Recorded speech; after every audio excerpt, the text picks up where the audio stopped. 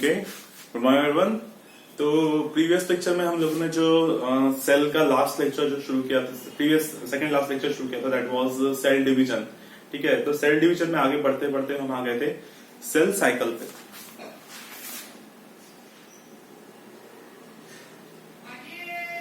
Cell cycle, तो अगर suppose मैं कह रहा हूं कि आपके पास ये एक सेल दी हुई है और ये जब एक डिवीजन करती है तो कितने सेल में कन्वर्ट होती है? It get converted into 2 cells. तो ये क्या थी? दिस वाज 1 पेरेंट सेल और ये क्या थी? इनसे बनी 2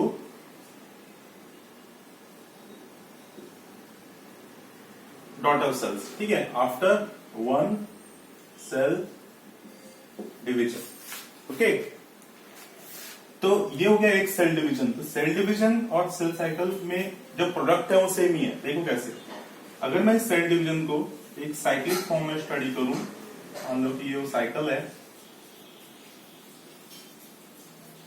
ठीक है, और अभी यहां पे इस पोजीशन पे एक सेल प्रेजेंट है, तो ये सेल जो है एक कंप्लीट डिवीजन के बाद, ठीक है, या एक कंप्लीट साइकिल कंप्लीट करने के बाद कितनी सेल बना लेगी? 1 से 2। अगर ये एक और सेल साइकिल ऐसे ही कंप्लीट करती तो 2 से कितनी हो जाएगी? 4। एक और ऐसा ही साइकिल कंप्लीट करती तो कितनी हो जाएगी? 8। तो मतलब इसका मीनिंग क्या है? इसका मतलब है कि cell division is nothing but that is cell cycle. तो यहां पे एक साइकिल कंप्लीट करने के बाद सेल जो है अपने नंबर्स को इंक्रीज करती है, मल्टीप्लाई करती है। तो फिलहाल बात कर रहा हूं कि एक पेरेंट सेल थी, एक साइकिल सेल साइकिल के बाद अब कितनी बन गई? 2 सेल। तो जैसा मैंने कल बताया था कि जो सेल साइकिल है उसे हम 2 पार्ट में डिवाइड करते हैं। तो ये वाला जो पार्ट है, यहां से जो शुरू हुआ, ये यहां से यहां तक है, this is nothing but interface. और ये वाला जो पार्ट है यहां से यहां तक का, ठीक है, ये इस पार्ट की बात नहीं किया हूं, ये पार्ट में खाली छोड़ा हो गया, ये पार्ट यूज नहीं किया। यहां तक का जो पार्ट है, यहां तक का, कहां से? यहां से लेके यहां तक के पार्ट को हम कहते हैं एम फेज। एम फेज, ठीक है। तो इंटरफेस के 3 अलग अलग स्टेजेस हैं। It is G1, it is second one is S and third one is G2, ठीक है, this is G2। G1 phase को एक्चुअली कहते हैं, it is growth phase. Growth phase. S phase को कहते हैं synthesis phase. Synthesis phase. G2 phase को कहते हैं ग्रोथ फेज 2। ग्रोथ फेज 2, ठीक है। और M phase is basically it is mitotic phase.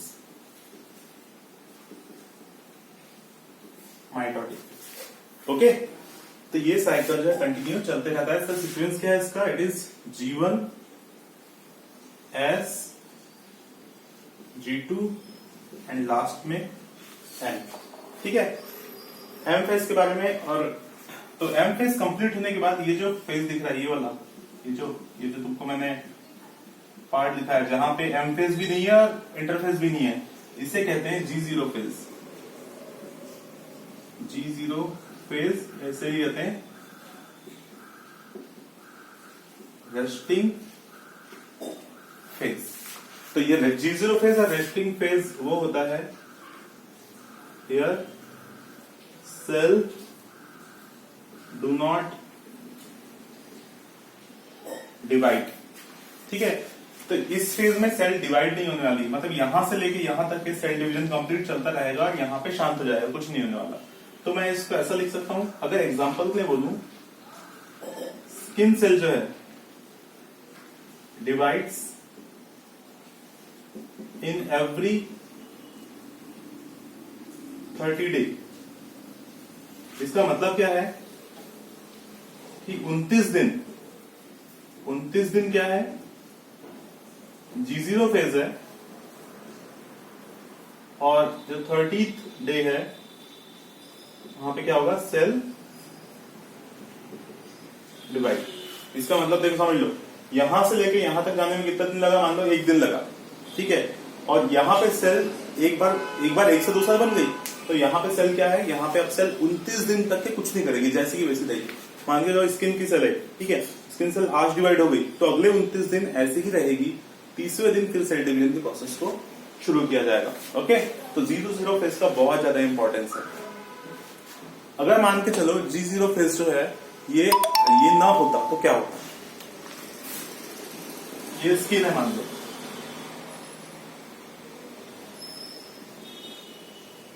सारी की सारी सेल्स जो है G0 फेज में है, सिवाय इसको छोड़ के। ये जो सेल है ये G0 फेज में नहीं जाती है, मतलब सारी सेल्स 30 दिन में एक बार डिवाइड होती है, और ये अकेली सेल रोज डिवाइड होती है। तो ये जो सेल्स हैं आज डिवाइड हो गई, और ये कल भी होंगी, परसों भी होंगी, नरसों भी होंगी, ऐसा करते करते करते करते 30 दिन तक के कंटिन्यूअस डिवीजन होते रहेंगे, और 30 दिन के बाद इसमें एक डिवीजन और होगा, ऐसा, राइट। तो ऐसे केस में ये जो डिवीजन रहेगा, यहां पे तो कुछ नंबर बढ़े ही नहीं, जबकि ये जो सेल है कैसे हो गई, पूरी की पूरी ट्यूमर सेल में कन्वर्ट हो गई। तो अगर सपोज, मैं मेरे बताने का मतलब ये है, अगर सपोज G0 फेज एब्सेंट है, then cell will become tumour cell. Okay, second,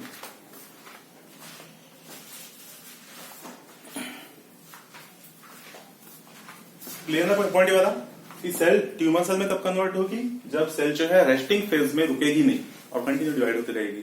तो G0 फेज में अगर सेल नहीं रुकती है तो वो ट्यूमर सेल में कन्वर्ट हो जाती है। तो बहुत G0 फेज का बहुत ज्यादा इंपॉर्टेंस ध्यान रखना, ठीक है, इसलिए मैं जानबूझ के यहाँ पे हाईलाइट करके बता रहा हूँ इसको।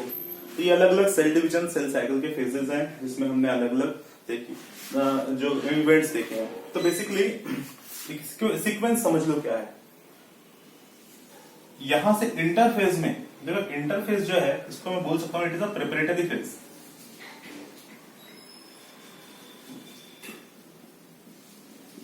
इट इज प्रिपरेटरी फेज, मतलब इस सिचुएशन में सिर्फ तैयारी होने वाली है। मतलब मान के चलो अगर मैं बोल रहा हूं कि ये एक सेल है, तो यहां पे सिर्फ यहां से लेके अगर इंटरफेस यहां कंप्लीट हुआ, ये वो सेल थी, इंटरफेस कंप्लीट हुआ, इंटरफेस, तो सेल में क्या हुआ है, सेल सिर्फ तैयार हुई है सेल डिवीजन के लिए। और जैसे ही इंटरफेस के बाद माइटोटिक फेज आएगा, एम फेज, तो इस फेज में सेल एक्चुअली डिवाइड हो जाएगी। तो इंटरफेज में सेल सिर्फ तैयारी करती है एम फेज में डिवाइड होने के लिए, ठीक है। यहाँ पे आपको नंबर बढ़ता हुआ दिखेगा, यहां से यहां तक सेल जो है जैसी की वैसी दिखेगी, और यहां से एक्चुअल डिवीजन शुरू होगा। तो जो माइटोटिक फेज है इसको मैं बोल सकता हूं it is actual division time. Actually जब सेल एक्चुअली खुद में चेंजेस करने लगती है। तो जब देखो इंटरफेस से मैंने जानबूझ के जब यहाँ पे इंटरफेस कंप्लीट होने के बाद जब सेल बनाई है, ये थोड़ी बड़ी बनाई है, तो इसका मतलब क्या है, यहाँ का साइटोप्लाज्म जो पहले था अब पहले से क्या हो गया, बढ़ गया। यहाँ देखो, यहाँ अभी जो साइटोप्लाज्म पहले कितना रहा होगा, मान लो 50 था, और न्यूक्लियर प्लाज्म भी 50 था, तो अब साइटोप्लाज्म कितना हो गया, 100 के आसपास, और न्यूक्लियर प्लाज्म कितना है, 50 का 85 है, या 60-70 हो गया होगा, थोड़ा ही बड़ा है। तो यहाँ पे क्या हो गया, जो अपना कैरियर प्लाज्मिक इंडेक्स है, मतलब वॉल्यूम ऑफ न्यूक्लियर प्लाज्म और साइटोप्लाज्म की क्या हो गया, वैरी हो गया है। तो जिससे कि सेल जो है अब इम्बैलेंस हो गई है, कैरियर प्लाज्मिक इंडेक्स चेंज हो गया है, जिससे कि सेल जो है सेल डिवीजन की तरफ एंटर करने वाली है। कैरियर प्लाज्मिक इंडेक्स के बारे में मैंने प्रीवियस लेक्चर में बता दिया है, ठीक। तो इसको देखना, मतलब बेसिकली क्या है, इंटरफेज में न्यूक्लियर प्लाज्म और साइटोप्लाज्म का जो इम्बैलेंस है वो शुरू हो जाता है, और सेल जो है वो डिवीजन की तरफ बढ़ जाती है, ठीक। तो इस टाइप से ये बेसिक सेल साइकिल में आपको G1, S, G2 और M फेज दिखाई देते हैं। तो इन फेजेस में होता क्या है देखना है। देखो G1 फेज में वो सारी चीजें बनाई जाती है, G1 फेज में वो सारी चीजें बनाई जाती है जो कि S फेज में लगने वाली है। तो S फेज में ऐसा क्या होता है, तो S फेज में होता है डीएनए का रेप्लिकेशन, डीएनए रेप्लिकेशन, मतलब डीएनए जो है, अब जब देखो यहां से जहां पे एक सेल थी, इसमें एक सेल का डीएनए था, लेकिन अब 2 सेल बनने वाली, मतलब 2 डीएनए की जरूरत पड़ने वाली है, तो इंटरफेज में यहाँ पे 2 डीएनए लगेंगे, मतलब बनाने पड़ेंगे। तो एस फेज में क्या होता है, यहाँ पे डीएनए बनाया जाता है, डीएनए का सिंथेसिस किया जाता है, डीएनए सिंथेसिस, 2 डीएनए, ठीक है। तो डीएनए सिंथेसिस के लिए जो भी मशीनरी लगने वाली है वो सब कहाँ बनेगी, उसके पहले, बाद में थोड़ी बनेगी। तो इसके पहले बनेगी सारी डीएनए बनाने के लिए जो भी मशीनरी लगती है, जो एंजाइम, जो प्रोटीन, जो भी मटेरियल लगने वाला है, वो सब G1 फेज में बनेगा। तो G1 is growth phase where all the required machinery for DNA replication is synthesised. और एस फेज में क्या होगा, डीएनए सिंथेसिस टेक्स प्लेस, ठीक। थर्ड इवेंट है G2। तो G2 में वो होगा जो आपको एम फेज में लगने वाला है। तो यहाँ पे क्या बनेंगे, यहाँ पे वो सारे प्रोटीन, मशीनरी, सेल ऑर्गेनल्स, जो सब यहाँ बनेंगे जो आपको एम फेज में लगने वाले हैं। जैसे जीवन में क्या बना, जो चीज एस में लगने वाली है, तो G2 में क्या बनेगा, जो चीज एम में लगने वाली है। तो एम में जो एक्चुअल सेल डिवीजन में आपको सेल ऑर्गेनल लगेंगे, साइटोप्लाज्म लगेगा, वैक्यूल्स लगेंगी, उन सबका सिंथेसिस यहीं पे हो जाएगा। क्लियर। और एम फेज जो है आपका actual mitotic, actual division phase है। तो एम फेज की भी अलग अलग स्टेजेस है, देख लो वहां।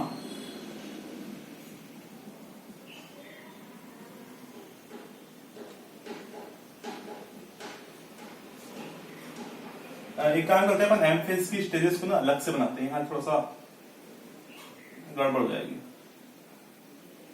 ठीक है। तो फिलहाल एम फेज यहां तक आई होप आप सबको क्लियर हो गया है। तो अपन यहाँ पे जो अगला पॉइंट देखने वाले हैं, that is events of M phase या फिर stages of M phase mitotic.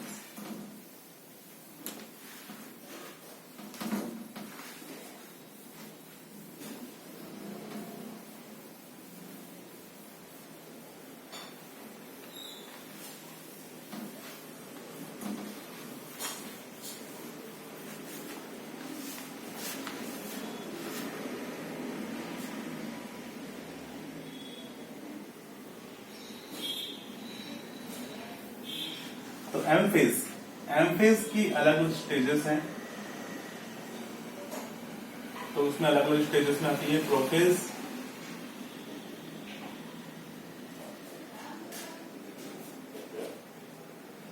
Metaphase, anaphase और टीलोफेज, ठीक है। तो ये बेसिक 4 स्टेजेस जो हैं हमें एम फेज में दिखाई देती है, ठीक है। और इसके बाद होता है actual cytokinesis, actual cytoplasm and cell membrane division. यहाँ पे एक्चुअल सेल जो है आपको डिवाइड होते हुए दिखेंगी, ठीक है। मैं सब बोल सकता हूँ कि अभी तक के जो सेल थी, अभी तक के सबसे चीजें यहाँ तक के एक सेल में चल रही थी, लेकिन जैसे ही साइटोकाइनेसिस आएगा तो इस टाइप से 2 सेल्स कंप्लीट हो जाएंगी, ठीक है। तो ये होता है साइटोकाइनेसिस के टाइम पे सेल का पूरा डिवीजन, एक्चुअल डिवीजन। जब तक एम फेज चल रहा था तब तक के सेल ऐसे ही थी, ठीक। अंदर बस इसके अंदर कुछ चेंजेस चल रहे होंगे जो कि प्रोफेज, मेटाफेज, एनाफेज, टीलोफेज में होते हैं, ठीक। तो आपने देख लिया कि सेल साइकिल की अलग अलग स्टेजेस हैं, G1, S, G2, M में 4 फेजेस हैं, प्रोफेज, मेटाफेज, एनाफेज, टीलोफेज। सबसे सीक्वेंस होते हैं, पहले प्रोफेज, फिर मेटाफेज, फिर एनाफेज, फिर टीलोफेज, और सबसे आखिरी में होता है साइटोकाइनेसिस। साइटोकाइनेसिस के बाद सेल जो है वो G0 स्टेज, रेस्टिंग फेज में चली जाती है। तो एम फेज, तो माइटोटिक डिवीजन 2 टाइप के होते हैं, ठीक है। माइटोटिक डिवीजन जो है, मतलब सेल डिवीजन बोल सकता हूं मैं, जो सेल डिवीजन के 2 टाइप्स हैं। एक होता है माइटोसिस और एक होता है मियोसिस। देखो 2 टाइप के सेल डिवीजन है, माइटोसिस और मियोसिस। मैं इसको थोड़ा सा डिफरेंशिएट फॉर्म में ही एक्सप्लेन करता हूं। तो सबसे पहला डिवीजन है माइटोसिस का, कि माइटोसिस जो है ये होता है, it take place in all somatic cell, जैसे कि एग्जाम्पल स्किन, लीवर एक्सेट्रा। ठीक है, नॉर्मल सेल्स मतलब स्किन, आंख, कान, लीवर, किडनी, हार्ट। ठीक है, फिर आपकी ब्लड। तो इन सब में कौन सा है, माइटोसिस डिवीजन हो रहा है। फिर अगर मैं सपोज बोल रहा हूँ मियोसिस, ये होता है it take place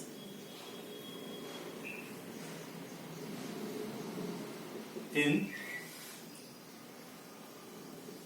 gamete forming cells. तो गैमेट्स बोलते कौन से, स्पर्म एंड एग्स, राइट। तो ये किसमें हो रहा है, नॉर्मल ऑल सोमैटिक सेल्स में, और ये स्पर्म और एग बनाने वाली सेल्स में होता है। ठीक, फिर इसमें एक सेल से एक सेल जब डिवाइड होगी, एक सेल से दो सेल बनती है, एक पैरेंट सेल से, इसमें एक पैरेंट मतलब एक पैरेंट सेल से दो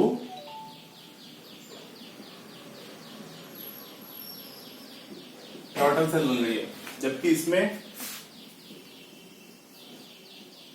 एक पैरेंट सेल से चार डॉटर सेल बनती है।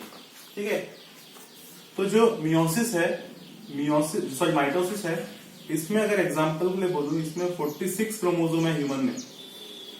तो जो पेरेंट सेल में 46 क्रोमोसोम रहेंगे, तो उनसे जो दो डॉटर सेल बनेगी उनमें भी 46 क्रोमोसोम ही रहेंगे। मतलब यहां पे क्रोमोसोम नंबर चेंज नहीं है, नो चेंज इन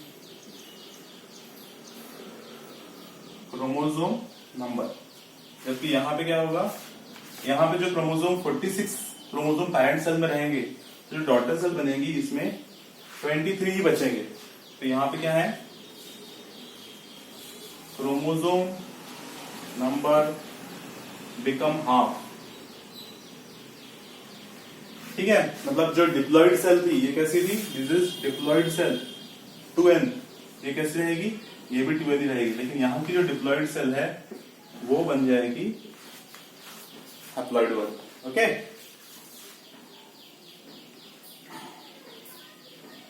तो माइटोसिस में जो पेरेंट सेल है वो बिल्कुल अपनी डॉटर सेल की जैसे ही बनेगी। मतलब डॉटर सेल इज कॉपी और क्लोन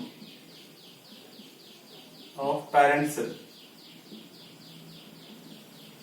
यहां पे क्या रहेगा, daughter cell is not clone of parent cell. ठीक है, माइटोसिस में DNA mixing do not take place, DNA mixing absent, जबकि यहां पे प्रेजेंट रहेगी। ठीक है, तो ऐसे बहुत सारे डिफरेंसेस हैं माइटोसिस और मियोसिस में।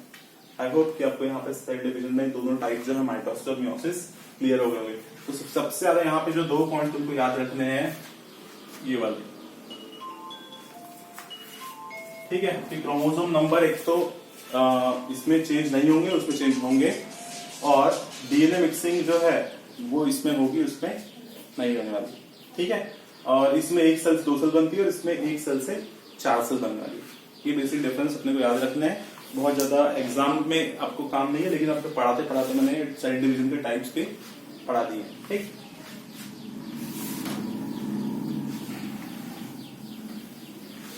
तो एक एग्जाम्पल, एक दो छोटे छोटे प्रॉब्लम कर लेते हैं अपन। एक दो छोटे छोटे प्रॉब्लम्स है वो देख लेते हैं। So problem number 1, if you are given with two cells, देखिए दो सेल दिया, how many cells will form after 7 mitosis division, 7 mitosis division. अगर 2 सेल तुम्हारे पास आज रखी है, ठीक है, तुम्हारे पास 2 सेल्स हैं, तो 7 माइटोसिस डिवीजन के बाद कितनी होंगी? तो चलो सॉल्व करते हैं इसको। ये हो गया पहला डिवीजन, ये हो गया दूसरा डिवीजन, ये हो गया तीसरा, ये हो गया चौथा, ये हो गया पांचवा, ये हो गया छठवा और ये हो गया सातवां। ठीक है, तो जैसे ही पहला सेल डिवीजन हुआ फर्स्ट, तो पहले एक माइटोसिस में एक सेल से 2 सेल, 2 से कितने हुई? 4। दूसरे सेल डिवीजन में कितनी आएगी? 8, तीसरे में 16, चौथे में 32, पांचवे में 64, ये छठवा आ गया, छठवे में कितनी आएगी? 128, 128। और जो सातवां डिवीजन रहेगा इसमें कितनी आएगी? 256। तो 7 माइटोसिस सेल डिवीजन के बाद तुम्हारे पास कितनी सेल बन जाएगी? It is 256। ओके, तो वही अगर सपोज अब मैं नंबर्स चेंज करूं यहां पे, कि सपोज तुम्हारे पास तुमको सेल दी है 3, तो आफ्टर 9 डिविजन, 9 डिवीजन के बाद कितने होंगे? ठीक है, इसको चेंज कर देते हैं अपन, 9 नहीं 8 कर देते।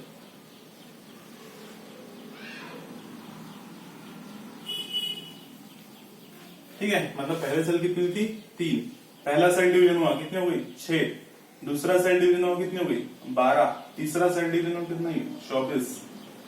चौथा हुआ तो कितने हुई? 48। पांचवा सेल डिवीजन हुआ तो कितने हुई? 96। छठवा हुआ तो 190। मंगल भवन अमंगल हारी।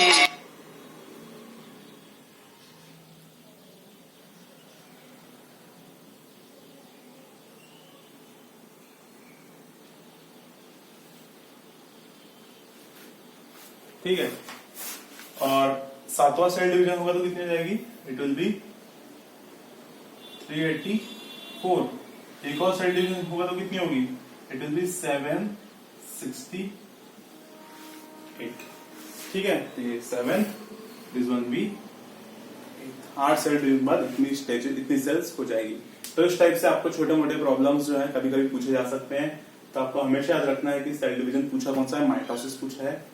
तो 1 से 2, 2 से 4 इस टाइप से जो है सेल डिवीजन चलते रहेंगे। ठीक है, तो इसके साथ ही ऑलमोस्ट आपका जो पार्ट है सेल का वो कंप्लीट होता है।